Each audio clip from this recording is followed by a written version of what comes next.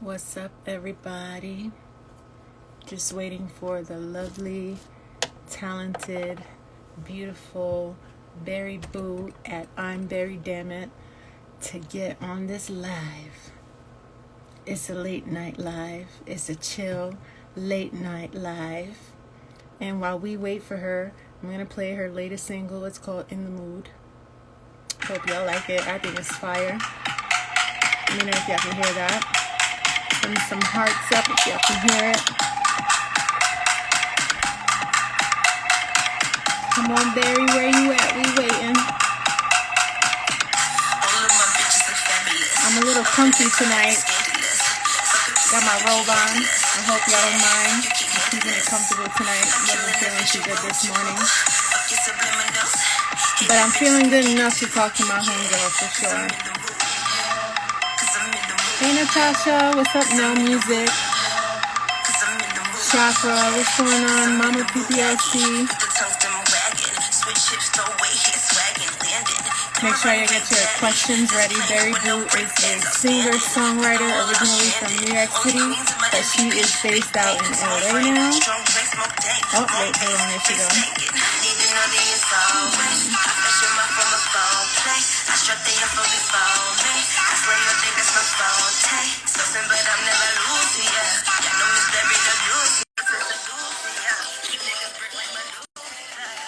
Come on, Berry! I can't wait to see your face. It's been forever. Hey. Hey.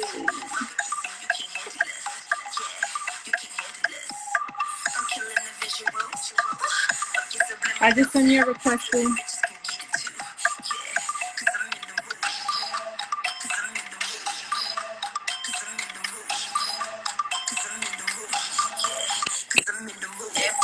Hi! Yo, this song right here. I know. I can't. Oh my God. Wait, let's let it bump for a little bit. We got a few people in the room just sending out some waves. What's up, fan of the logo? What's up, Mama PPLC? Barbara, how you doing? We got Berry Boo in the room, live from LA. Make sure you I am going to, hold on, let me put this in the comments.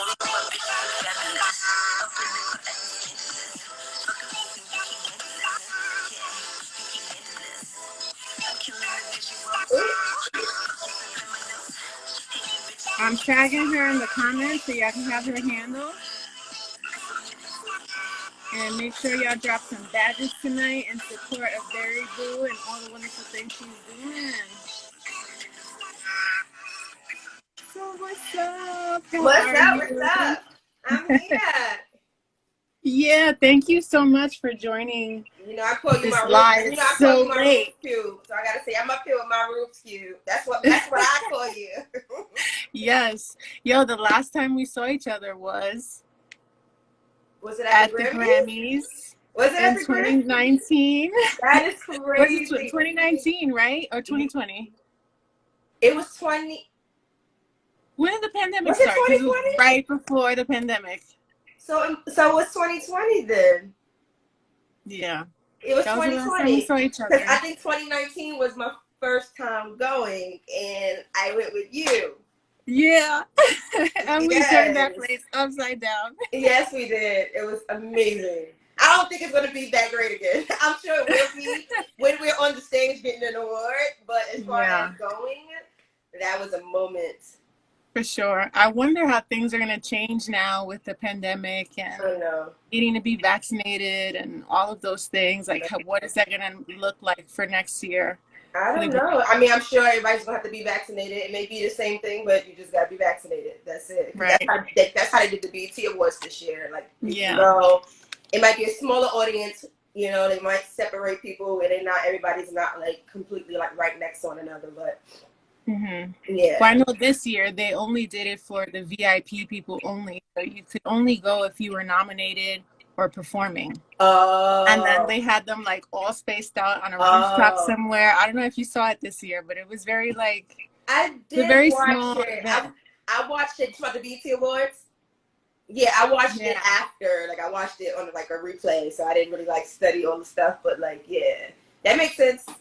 Yeah. That makes So sense. we're gonna jump into some questions. I see one coming up already. DJ King, he wants to know a little bit about you. Where are you from? I am from Brooklyn, New York. BK all day. But I live now in Los Angeles. I've been living here about 1.5 years now in the midst of the whole pandemic. I got here 3 months and got shut down, but it's been really amazing. But I am a rapper, singer. I don't choose at this point. I just do what I organically hear. I call myself a swagstress. And yeah, I started out in New York City, singing at a lot of open mics and doing background for a lot of local artists, which turned into major artists. And the journey has led me to do some amazing things, and now I'm here. Yeah, so yeah. Can you tell us some of the people that you've worked with? So I started off, one of my first major artists was Melanie Fiona. So like I was with Melanie before she even blew up. Yes, I was with her from the beginning, and I was with her the longest, and I got to learn so much with her, through her, and then from her, I just, even while with her, I just started working with a lot of artists.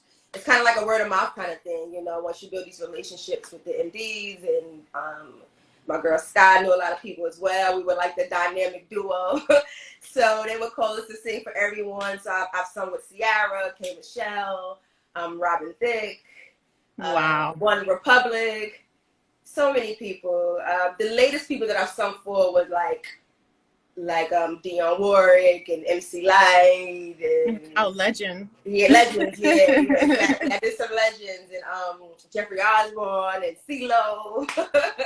So It's been a really, really great journey, and I have my music out as well. When I first started, I didn't really have music out, but now I get hired as the artist Berry Boo, so I'm able to kind of promote myself at the same time. So that's super dope and important. So yeah.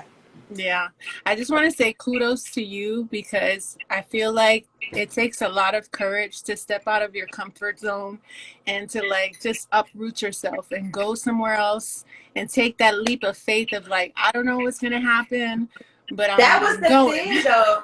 Yeah, I mean, I've always wanted to. I've traveled to out here in LA a lot touring. So I always liked it. I've been talking about coming here for like 10 years, like literally. I just started sounding like a broken record. But I always commended people that were able to just, you know, call another place home and just relocate. And, you know, I always wanted to see what that felt like. And literally, I felt it in my spirit. Like God was like, it's your time, go. And I was like, if nothing crazy major happened in New York that's going to keep me here, I'm gonna go. I had nothing out here. Like it wasn't like I had any cushion. I had no job. I had no gig. Like it was just like, I'm gonna go there. I'm gonna take that leap of faith, and you know, he's gonna honor it because he said he will, and that's just how that happened. And I'm so grateful for making this decision. It's one of the best decisions I've ever made. So yeah. Can you speak a little more on how that transition has impacted your career? Yeah, well, the thing is, I thought like a lot of gigs I wouldn't have anymore because I was here, you know, and they just kind of transferred. It was like, oh, okay, like so I can still do it.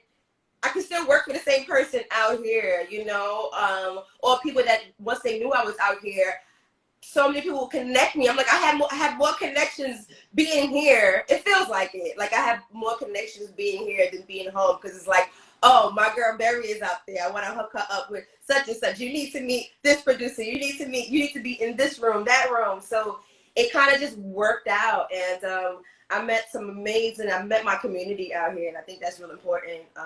You know, being in LA, a lot of people don't like it because they probably didn't get a chance to find their tribe. And I think they told me before, like once you find that, you're fine. And that's really true because and I was able to find that early here via someone I knew from New York.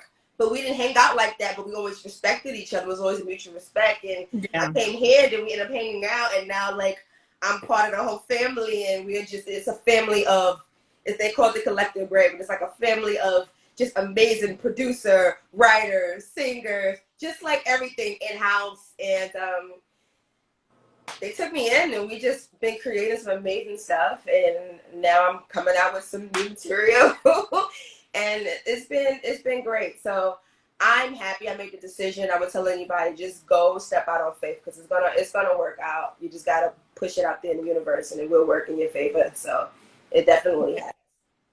I feel like LA has taken all the good souls, all the good singers from New York City. Everybody relocated. Yes, everybody here are transplants for Yeah. sure. Literally, everybody that I hang out with here are from the East Coast. I haven't, Wow. like, not to say I wouldn't befriend someone from LA. It just literally hasn't happened yet. Like, everybody that I hang out or know here are from the East Coast. Yeah. Yeah. Well, that's got to be comforting, and on some levels, to see familiar faces and people that kind of know where you come from. They understand the New York.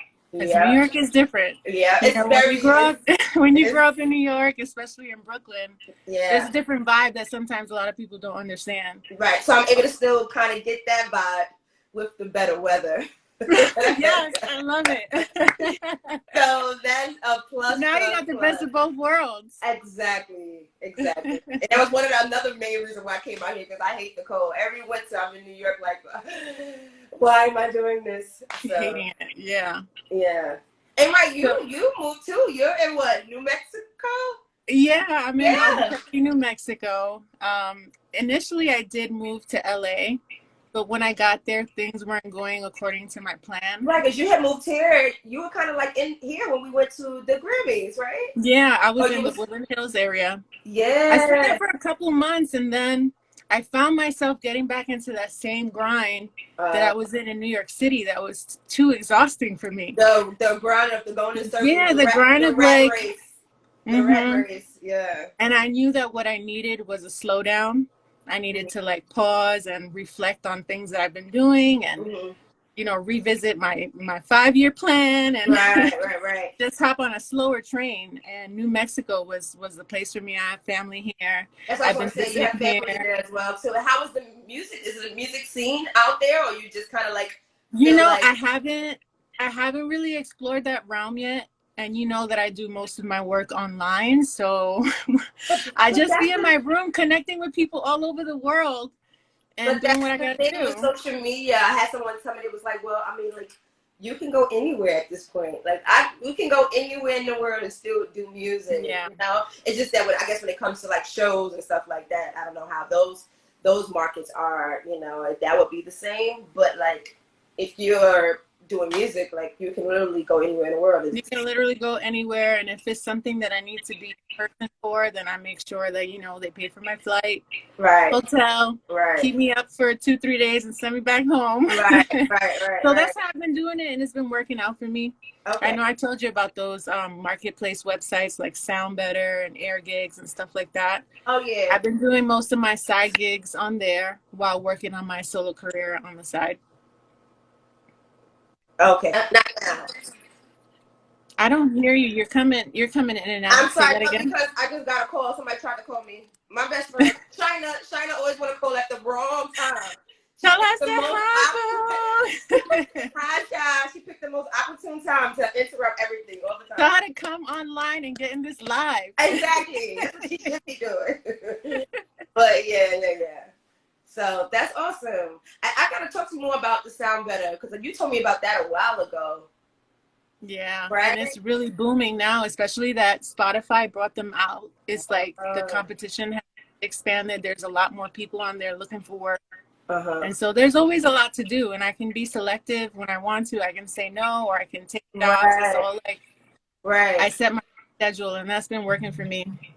Because, you know, some days I be out of it, and some days, you know, but that's feeling like a hero. You can pick and choose. Like, okay, no, this is not worth it. This is, you know, so that's good. That's dope. I need to get onto that. So I wanted to ask you, because I've seen that you've also been doing a lot of background stuff for high-profile celebrities. What is that like, and how do you stay relevant in a market that's so competitive? Like, I know you said word of mouth, but like, what do you feel about you is, you know, gets them to say, hey, I want Barry again. I need her. word of mouth will get you in the door, but who you are will keep you there. And I think when you're like touring and you're on the road with these people will become family. So more than having the talent, people want people around that they actually like, you know. So I think that's why I always get callbacks for things, and because people want me around.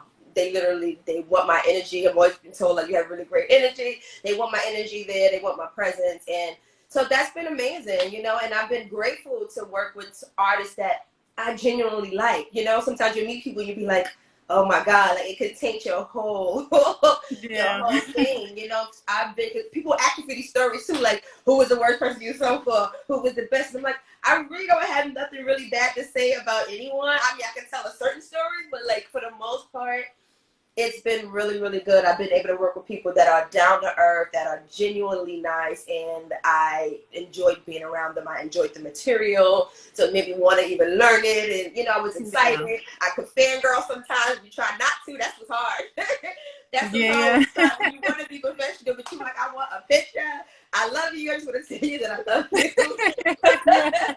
I don't want to do too much right now, but like, listen, like, it's an honor to be singing for you because I grew up singing your stuff, you know.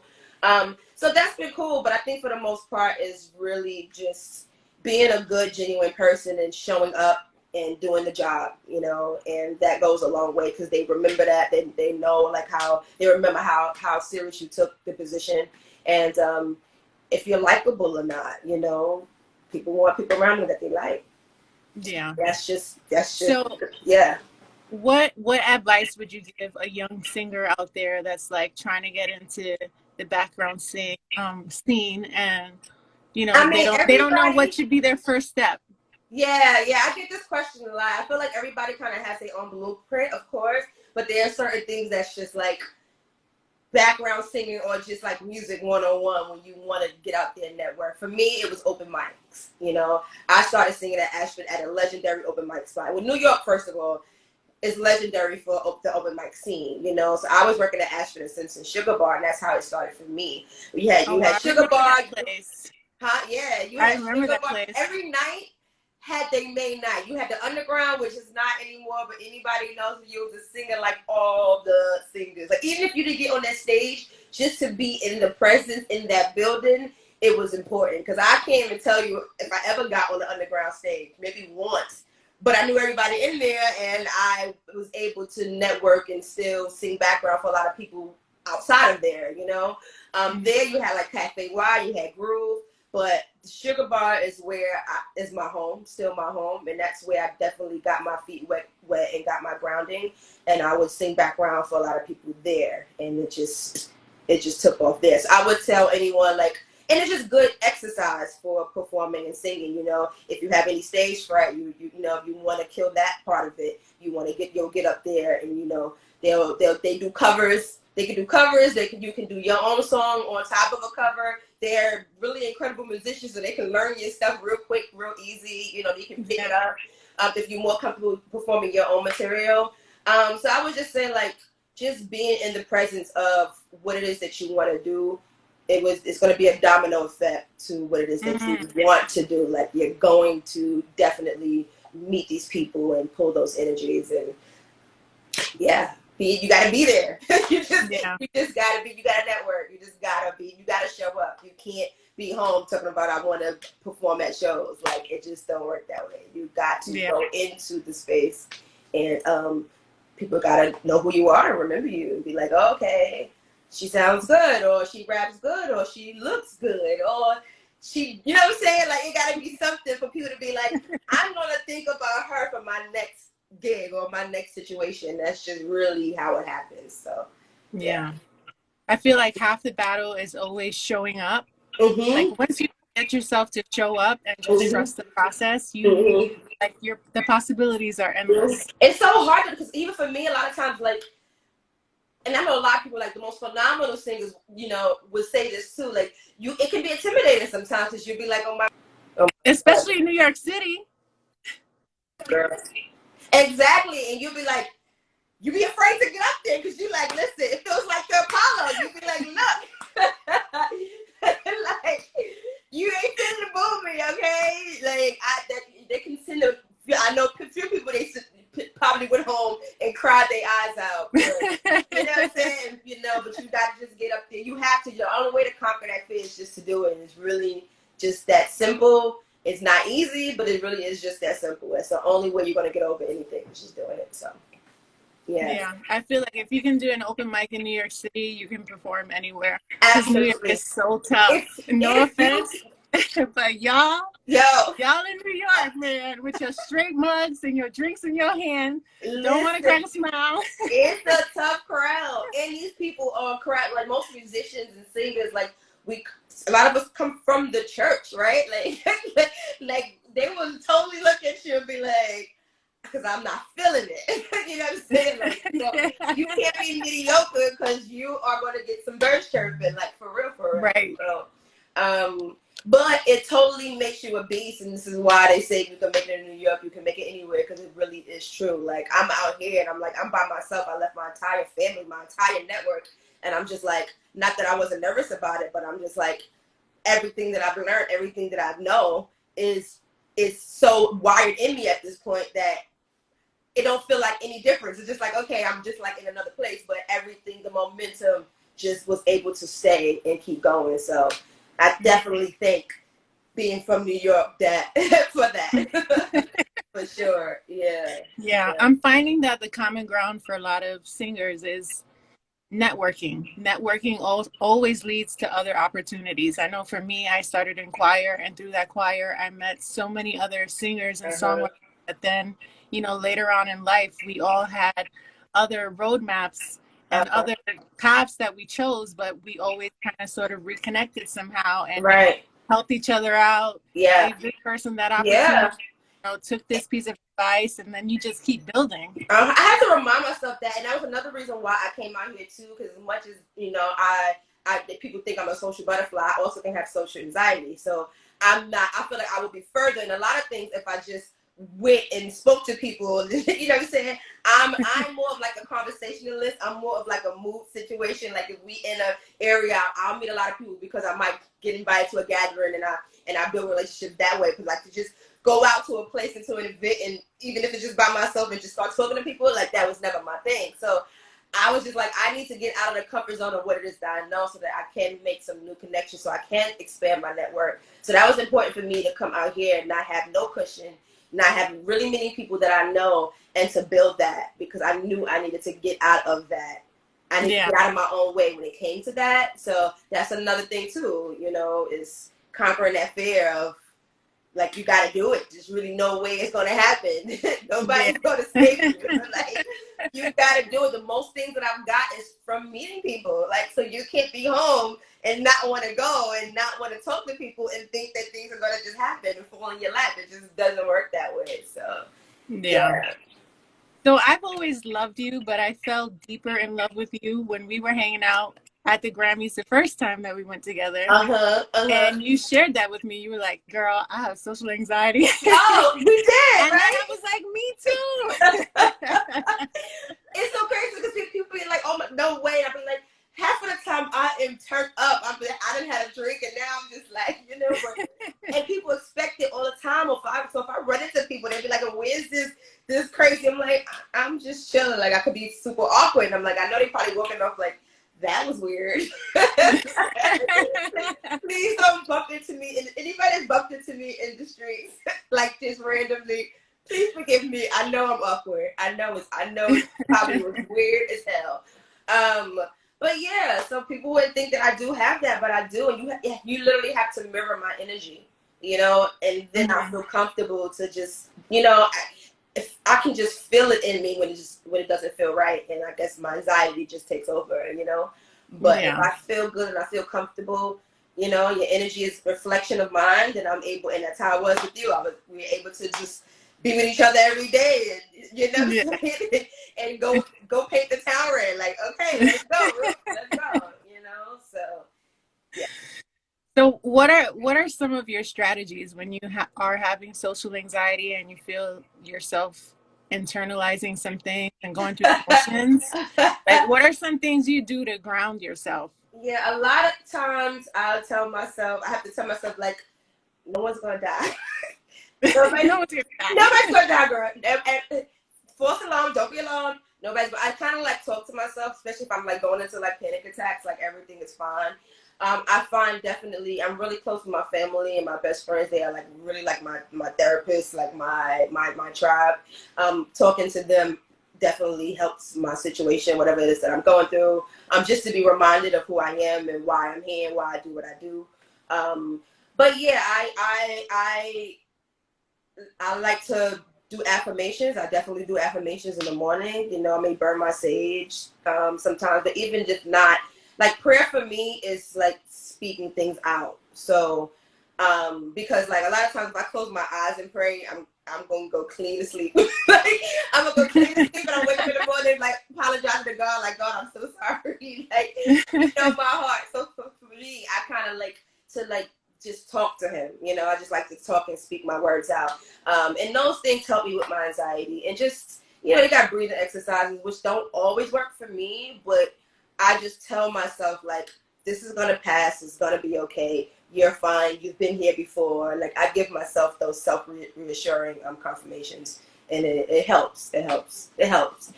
It's a journey, though. And I tell myself that, too, because sometimes you think, like, you're going to learn something and it's over. And it's like, no, it's a lifelong journey dealing with anxiety and trying to overcome I think it's all a part of the human experience. And at one point or another, we go through it. Yeah. Yeah. So that's another thing I tell myself. Like, you're human. It's fine. That's another thing I tell myself. Like, it's fine. You're not going to die. But yeah, I feel like it's definitely gotten easier over the years now that mental health is being brought to the forefront and more people are talking about that dialogue that they have that wasn't being spoken about before. It's so true.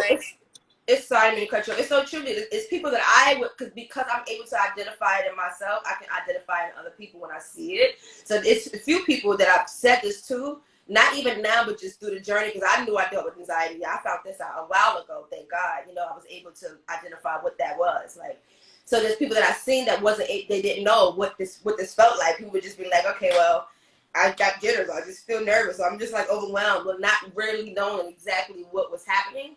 And it helped them to kind of like really sit back and do some more research to see how they can cope with it. So. And that's because it wasn't spoken about a lot in our community, you know, or they felt like going to therapy was taboo, or for crazy people, it's such a stigma to it. It's like, no, it's fine. It's fine. It's super healthy. It's nothing wrong with it. Do what you have to do for yourself, because the last thing we want. And it's going to pass. Yeah. It's going to pass. It's going to pass. That's what I'm saying. It's going to pass. Nobody going to die. It's fine. No one has died from a panic attack. Yeah, that's what I tell myself. Exactly. Even though it feels like in the moment like you are. Yeah. You know?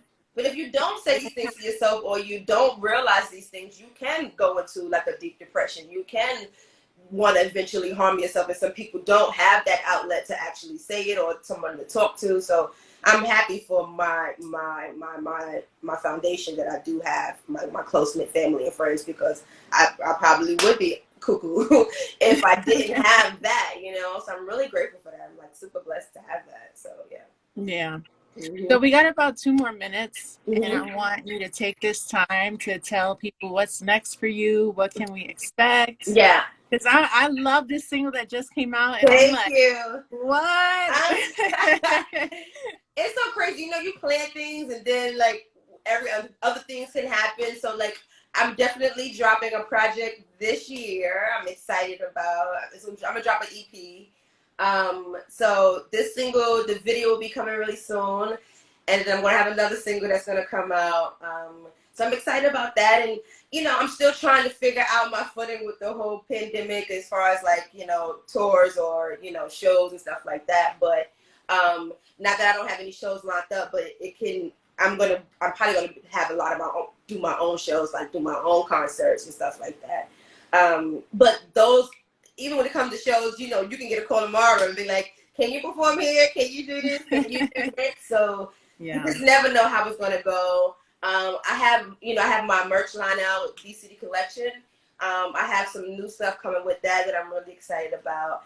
And I'm also just excited about, I'm with SAG as well, so another reason for me coming out here, I wanted to marry my music with acting and stuff like that. So I'm definitely Yeah, I'm definitely. I can so see you in a movie, in a TV show. I can see it. Like, I can see myself on like a Star Wars Empire. I'm like, oh, they need me on the screen. So, my goals are to definitely do more of that and put myself in those spaces as well, so I can kind of like marry the two.